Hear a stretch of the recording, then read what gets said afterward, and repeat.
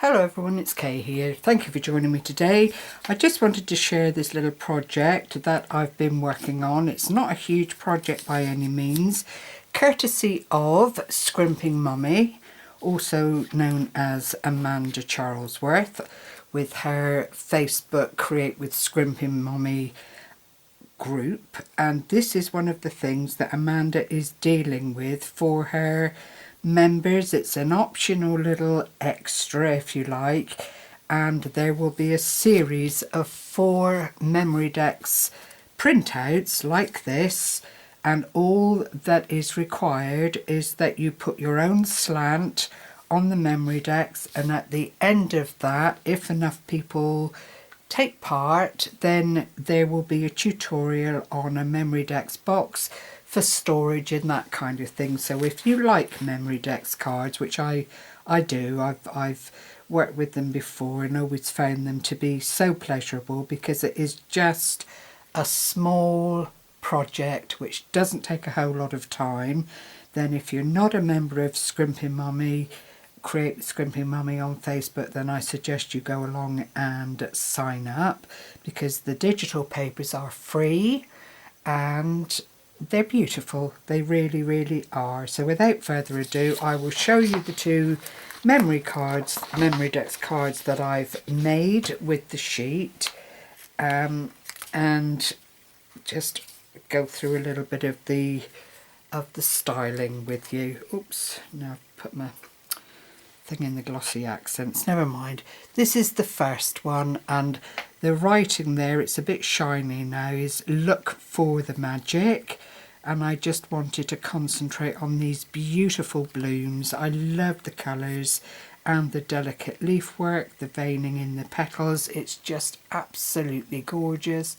A little bit of glitter as I do. I know it's tedious, but it pleases me, and it always makes me smile, because it's just another little uplifting something to add to the project without changing it. I've used a very small thin piece of lace underneath just to platform the design. The holes are there to put onto whatever system you use for storing your Memorydex cards, plain on the back, so you could, if you wished, write on it. I am planning to cut out the other 2 here and just put them on the back for tidiness, because I think that will just finish it off and give it a little bit more substance and make it feel a bit stronger, because the black card I've backed it on at the moment is 220 GSM, and it's quite lightweight for this kind of thing, especially if you're planning to pull it in and out of storage boxes. And then the second one is the little fairy, who is an absolute delight, with the mushroom, with the little sluggy thing on the top here, all very pretty, and it's Just Believe. So, you know, lovely things for the imagination. You could change it up any which way you like. There is a little bit of fussy cutting involved, but for this little block of very delicate ferns and things, I've just left it en masse and then decorated where I can. A little bit of glossy accents on the snail there, and again on the label, just to make it pop, and a little bit of glitter in the fairy's eyes, just to show that she's got a little bit of twinkle about her. So I hope you've enjoyed seeing these. There is already in the group on the page lots and lots of inspiration there. I will link Amanda's video to the bottom of this video, because she actually makes a lovely